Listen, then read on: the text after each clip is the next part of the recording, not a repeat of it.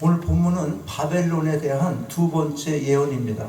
첫 번째는 13장에 기록된 내용입니다. 이미 살펴본 대로 그 1차 예언의 주요한 내용은 사단의 멸망을 예표하는 것이었습니다. 먼저 번의 심판 예언 13장에 나오는 내용입니다. 즉 바벨론의 멸망을 통해서 이 세상의 공중 권세 잡은 자, 곧 사탄과 그 수하 세력이 궁극적으로 영원한 멸망을 당하게 될 것이라는 종말론적인 의미를 담고 있습니다. 그리고 오늘 2차 예언, 이것은 하나님께서 도구로 쓰시는 메대 바사에 의해서 실제적으로 바벨론이 멸망받게 될 것을 경고하는 내용입니다. 세 부분으로 나누어서 살펴보겠습니다. 먼저 1절부터 5절까지 말씀이에요. 같이 읽겠습니다. 1절부터 5절 교독합니다. 해변 광야에 관한 경고라. 적병이 광야에서 두려운 땅에서 남방 해릿바람같이 몰려왔도다. 혹독한 묵시가 내게 보였도다. 읽으세요. 주께서 가시되 속이는 자는 속이고 약탈하는 자는 약탈하도다. 엘람이여 올라오고 내게로 세우사라. 그의 모든 탄식을 내가 그치게 하였노라 하시더라. 이러므로 나의 요통이 심하여 임산한 여인의 고통 같은 고통이 내게 임하였으므로 고통으로 인하여 듣지 못하며 놀라서 보지 못하도다. 내 마음이 진동하며 두려움이 나를 놀래며 희망의 소망이 변하여 내게 떨림이 되도다. 그들이 식탁을 베풀고 같이 파수꾼을 세우고 먹고 마시도다. 너의 방백들아 일어나 방백에 기름을 바르시오다. 여기 1절 보니까 해변 광야라는 말이 나옵니다. 바벨론 제국을 가리키는 말입니다. 광야라는 말 앞에 뭐가 붙었어요? 보니까 해변이라는 말이 붙었어요. 해변 광야. 이게 말이 좀 이상하잖아. 해변 광야. 광야면 광야지 앞에 해변이 붙었어. 이유가 있습니다.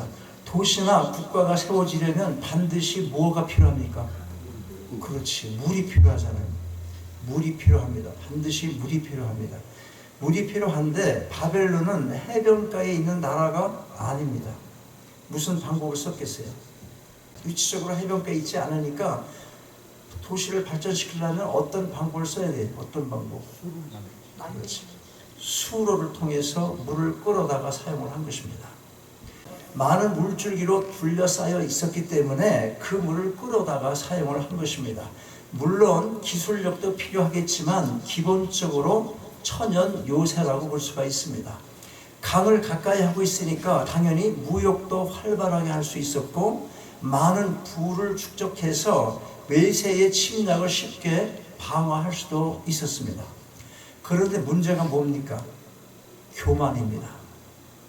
교만하면 하나님을 찾지 않습니다. 그 전이나 지금이나 그 당시나 지금 이 시대를 살아가는 우리나 교만은 하나님께서 정말 싫어하는 거예요. 왜 싫어하겠습니까? 교만 자체를 싫어한다기보다 교만한 사람은 하나님을 찾지 않기 때문에 그런 거예요. 뭔가 기술이 있고 먹고 살 수 있는 힘이 있고 그러면 하나님 구태여 찾아야 될 이유가 없다고 생각하는 거예요. 자, 2절 말씀 후반절을 보면 그의 모든 탄식을 그치게 하였노라 이렇게 기록합니다. 무슨 말인가 하면 하나님께서 바벨론 제국의 핍박으로부터 고통을 당하고 있는 여러 민족의 탄식을 이제 그치게 하시겠다는 것입니다. 제국의 노릇을 했으니까 얼마나 많은 핍박을 했어요. 이웃 나라들 다 잡아먹으려고 그러고 바벨론으로부터 압제를 당하며 고통 속에 있는 민족들에겐 해방의 깊은 소식이 아닐 수가 없을 것입니다. 36년 동안의 일제 강제 통치하에서 마침내 해방이 되었다는 뉴스를 들었을 때 그 기쁨을 우리가 상상해 볼 수가 있을 것입니다. 특별히 죽음을 각오하며 대한독립 만세를 목이 터지도록 외쳤던 사람들, 그분들에게 밀려오는 기쁨이란 그 어떤 말로도 표현할 수가 없는 큰 기쁨일 것입니다. 자, 그러면 여러분에게 있어서 기쁜 소식이란 무엇이겠습니까?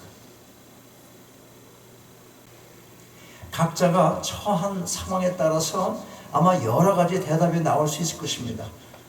혹시 원수 같았던 사람이 쫄딱 망하게 되었다는 소식만큼 지금 당장에 내게 더 깊은 소식은 없을 것 같다, 뭐 그런 생각하십니까?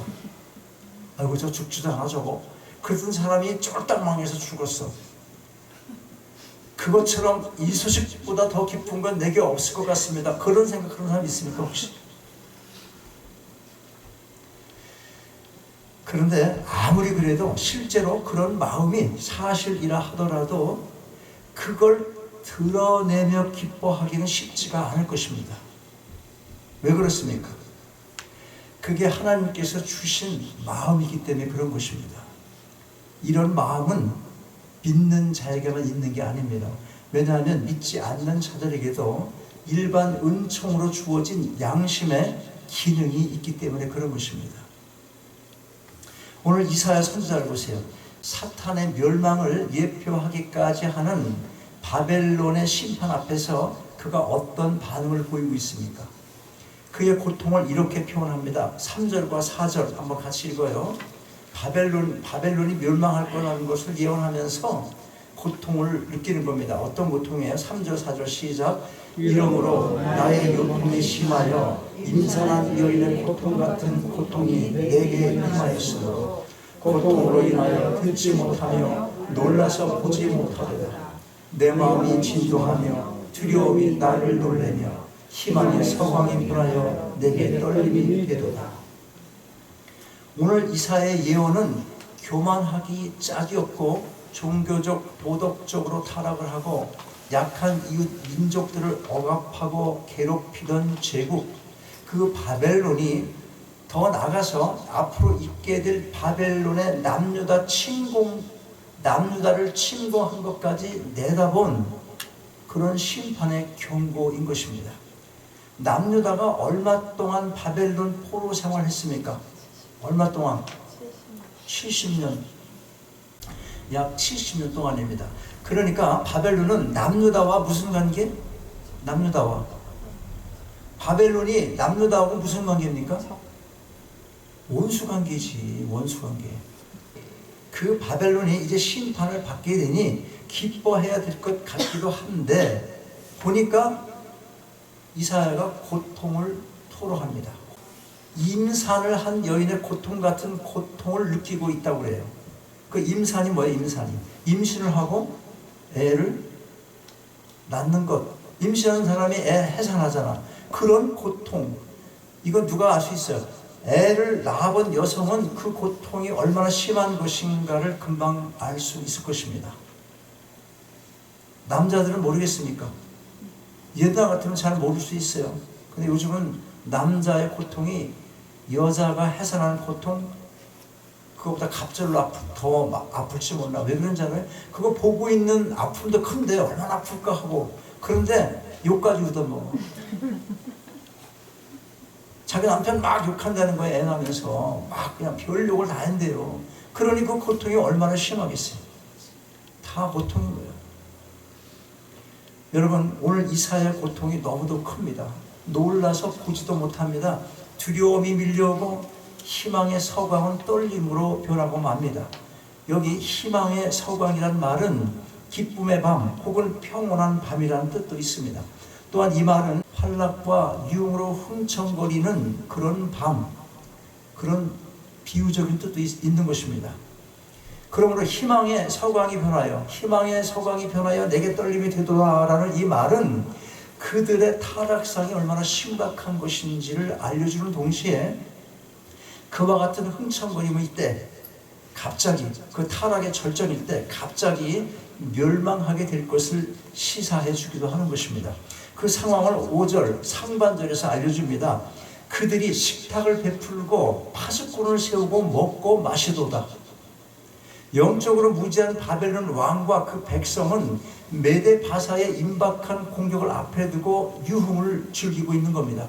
노아 홍수 때도 이와 같았습니다. 곧 닥칠 하나님의 심판의 경고에도 불구하고 먹고 마시고 장가들고, 그러면서 무슨 말을 합니까?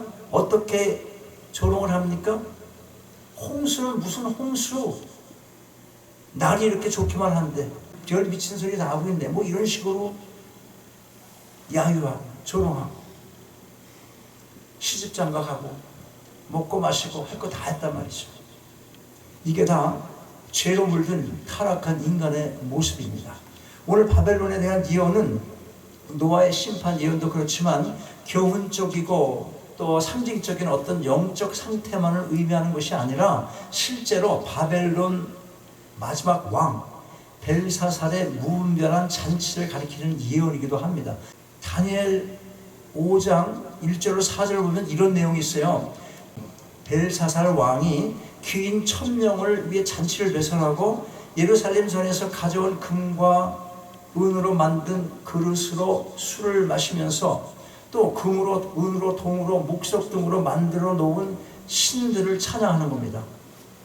그때 사람이 손이 나타나서 글을 써요. 왕이 그 글을 쓰고 있는 손가락을 보면서 무릎이 서로 부딪힐 정도로 막 떠는 거예요. 무릎을 맞추면서. 그때 그 손가락이 쓴 글이 뭐냐면 메네메네 데겔 우바르시. 들어봤죠? 메네메네 데겔 우바르시. 무슨 뜻인가 하면 하나님께서 날들을 세어보니까 왕의 나라는 이제 끝났다. 너 벨사살 왕 이제 끝이야. 그런 뜻이란 말이에요. 자, 다시 오늘 본문으로 돌아갑니다. 한창 마시고 먹고 즐기고 있는 그 밤에 이사야 선지자가 뭐라고 합니까? 5절 후반절 너의 방백들아 일어나 방패에 기름을 바를지어다. 지금이 어느 때인데 정신 못 차리고 있느냐? 빨리 전쟁을 준비하라. 방패에 기름을 왜 바르라고 합니까? 방패에 적이 내리치는 무기가 방패에 발려진 방패에 묻은 그 기름에 미끄러지게 하기 위해서 기름을 바르거나 했던 것입니다. 그걸 지금 하라는 거예요. 때도 분간을 못하고 유흥이나 즐기고 있는 이 바벨론 왕을 책망하면서 조롱 섞인 표현을 그렇게 하고 있는 것입니다. 아이고 이 한심한 인간들아 일어나서 방패에 기름이나 쳐라. 그 말 하고 있는 겁니다. 자, 하나님께서 이사야에게 명령을 하십니다. 6절부터 10절까지 같이 읽어요. 6절부터 10절까지 하나님께서 이사야에게 하신 명령입니다. 교독합니다. 주께서 내게 이르시되 가서 파수꾼을 세우고 그 보는 것을 거하게 하되 마병대가 산산이 오른 것과 나귀 때와 약대 때를 보거든 자세히 유심히 들으라 하셨더니 파수꾼이 사자같이 부르짖기를 주여 내가 낮에 늘 망대에 섰었고 밤이 맞도록 파수하는 곳에 있었더니 마병대가 산산이 오르다 그가 대답하여 가라사대 함락되었도다 함락되었도다 바벨론이여 그 신들의 조각한 형상이 다 부셔져 땅에 떨어졌도다 하시도다. 계속해서 너 나의 타작하는 것이여 나의 마당의 곡식이여 내가 이스라엘의 하나님 만군의 여호와께 들은 대로 너희에게 고하여 들으라. 하나님께서 이사야에게 하신 명령이 무엇입니까? 파수꾼을 세우라는 것입니다. 지금 당장 파수꾼을 세우라는 것이 아니라 앞으로 있게 될 예언의 성취를 위해서 필요할 때 파수꾼을 세워서 군사들이 이동을 하고 있으면 적이 이동을 하고 있는 게 보이면 그걸 잘 보고 상황을 파악해서 보고를 하라고 하는 것입니다. 그래서 이제 파수꾼이 망대에서 밤낮을 지키는 겁니다. 때가 왔어요. 이게 예언인데 이제 온 걸로 생각하는 거예요. 현실로. 그런 중에 때가 됐어요. 파수꾼이 소리를 지릅니다. 9절 보세요. 뭐라고 소리 지릅니까? 뭐라고 소리 질러요? 9절 마병대가 쌍쌍이 오나이다. 그가 대답하여 가라사대 읽어봐요. 함락되었도다. 함락되었도다. 바벨론이요.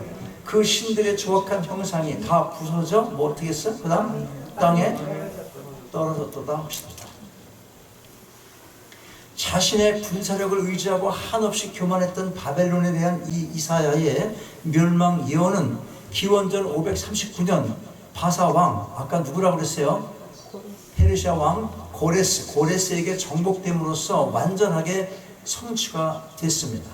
여기서 9절 후반절 말씀 우리가 주목할 필요가 있습니다. 거길 보면 신들의 조악한 형상이 다 부수어져서 땅에 떨어졌다 이렇게 기록합니다.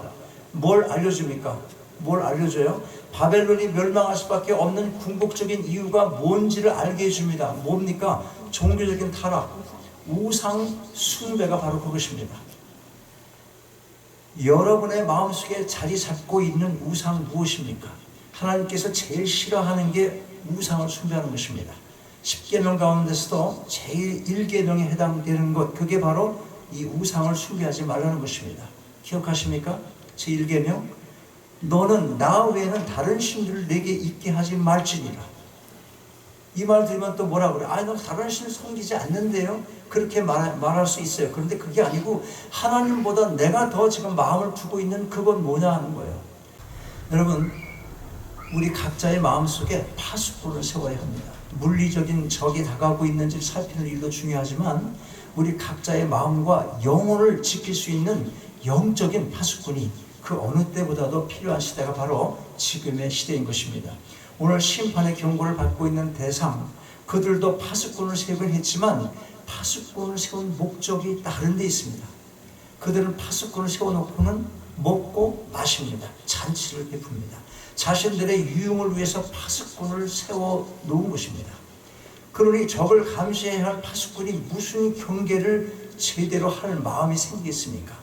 파수꾼을 세웠으면 파수꾼의 기능을 제대로 할 수 있도록 세운 사람도 거기에 합당한 자세를 취해야 하는 것입니다. 혼탁한 이 시대를 살아가면서 우리가 취해야 할 자세가 무엇입니까? 에베소 6장 13절 이후를 보니까 전신갑주를 취하라고 합니다. 진리로 허리띠를 띠고 의의 흉배를 붙이고 평안의 복음에 예비한 것으로 신을 신으며 믿음의 방패를 가지라고 합니다. 그러면서 17절 이렇게 기록합니다. 구원의 투구와 성령의 검 곧 하나님의 말씀을 가지라. 여러분, 하나님 믿는 자들이잖아요, 다. 그러니까 믿음은 있어 없어? 여러분 믿어요? 그러면 나 안 믿는데요? 그런 사람 여기 있습니까? 여러분 다 믿는다고 말할 거예요. 그렇다면 우리는 다 믿는 자들입니다. 그렇다면 이제 우리에게 있어서 진정한 파수꾼이 무엇이어야 하겠습니까? 성경 말씀입니다. 말씀이 모든 적을 가려낼 수 있는 영적인 파수꾼이며 세상을 이기는 능력이기도 한 것입니다. 그럼에도 불구하고 성경을 가지고 있으면서도 읽지는 않고 그저 책장에다가 꽂아 놓기만 하면 그게 무슨 소용이 있겠습니까? 우리의 파수꾼이 진정한 파수꾼이 되게 하시길 바랍니다. 성경이 진정한 여러분의 파수꾼이 되게 하십시오. 성경 말씀을 늘 가까이 두고 읽으십시오. 그래서 늘 깨어 분별하심으로 세상의 온갖 유혹을 물리치며 승리하는 가운데 하늘의 형통한 복을 넉넉히 누리게 되시는 여러분 모두가 되시기를 주님의 이름으로 축원합니다. 아버지 하나님, 주신 말씀 감사함으로 마음에 담습니다. 여러 방법으로 수도 없이 경고를 받고 있음에도 불구하고 영적인 무감각으로 인하여 깨닫지 못하는 어리석음이 있지 않은지 돌아보길 원합니다. 각성케 하셔서 말씀이 우리의 진정한 파수꾼이 되게 하시고 성령의 검으로 세상의 온갖 유혹과 마음속에 있는 모든 탐욕의 씨앗들을 제거하게 하옵소서.